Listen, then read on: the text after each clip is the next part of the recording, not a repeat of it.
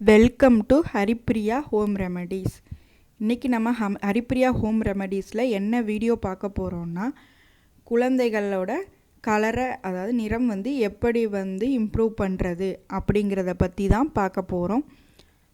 குழந்தைங்களோட skin tone எப்படி improve பண்ணலாம், வீட்டில் இருந்தே எப்படி நம்ம இம்ப்ரூவ் பண்ணலாம் அப்படின்னு சொல்லி நம்ம பார்க்கலாம். அதுக்கு முன்னாடி ஒன்று சொல்லணும். குழந்தைகள் அப்படின்னாலே ஒரு தனி அழகு தான். குழந்தைகள் கருப்பாகவோ மாநிறமாகவோ இல்லை வெள்ளையாகவோ எந்த நிறத்தில் இருந்தாலும் குழந்தைகள் அப்படின்றப்ப அவங்க அழகாத்தான் இருப்பாங்க. பட் பெற்றோர்கள் நம்ம கொஞ்சம் சப்போஸ் குழந்தைங்க மாநிறமாக இருந்தாங்க அப்படின்னா இன்னும் கொஞ்சம் ஸ்கின் டோன் இம்ப்ரூவாக இருந்தால் நல்லாயிருக்கும் அப்படின்ற மாதிரி நம்ம யோசிப்போம். அதில் ஒன்றும் தப்பு கிடையாது.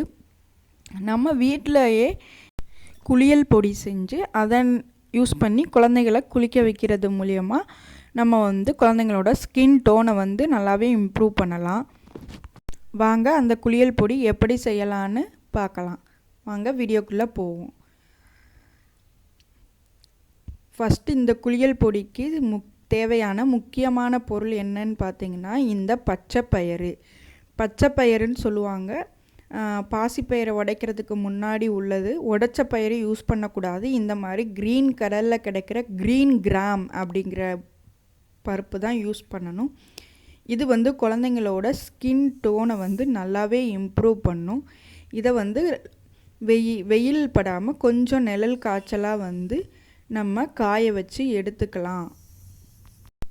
நல்லா தண்ணியில் கழுவிட்டு காய வச்சு எடுத்துக்கோங்க. அடுத்து என்ன பொருள்னு பார்த்தீங்கன்னா, கடலைப்பருப்பு இது குழம்புக்கு யூஸ் பண்ணுவாங்க. அந்த கடலைப்பருப்பு நீங்கள் கடையில் குழம்புக்கு யூஸ் பண்ணுற கடலைப்பருப்பு இல்லை வடை போடுற கடலைப்பருப்பு அப்படின்னு சொல்லி கேட்டிங்கன்னா இது கிடைக்கும். இதுவுமே பார்த்திங்கன்னா நல்ல குழந்தைங்களுக்கு ஒரு சாஃப்டான சருமத்தை இது கொடுக்கும். கடலைப்பருப்புக்கு அப்புறம் அடுத்து நம்ம என்ன எடுத்துக்க போகிறோம் அப்படின்னா, மூணாவதாக விரலி மஞ்சள்னு சொல்லுவாங்க. இது நாட்டு மருந்து கடையிலலாம் கிடைக்கும். விரலி மஞ்சள் அப்படின்னு சொல்லுவாங்க. இது குழந்தைகள் அதாவது பெண் குழந்தைகளுக்கு யூஸ் பண்ணுறதா இருந்தால் இந்த மஞ்சள் ஆட் பண்ணிக்கலாம். ஆண் குழந்தைகளுக்கு யூஸ் பண்ணுறீங்க இந்த பொடி அப்படின்னா நீங்கள் இந்த மஞ்சளை ஸ்கிப் பண்ணிக்கலாம். இந்த 3 பொருளையும் சம அளவு எடுத்துக்கணும். இப்போ நம்ம பச்சைப்பருப்பு 100 எடுத்தோன்னா அதே அளவு மஞ்சளும் அதே அளவு கடலைப்பருப்பும் எடுத்துக்கணும். 3ஐயும் நல்ல தண்ணியில் கழுவி ஒரு நிழல் காய்ச்சலாக துணியில் போட்டு காய வச்சு எடுத்துக்கணும். 3 சம அளவில் இருக்கணும். காய வச்சதை எடுத்து மிக்சியில் நல்லா திரிச்சுக்கலாம்.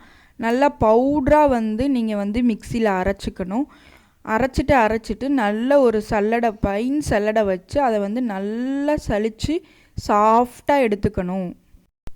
நல்லா சாஃப்டாக அரைச்சி எடுத்துக்கணும்.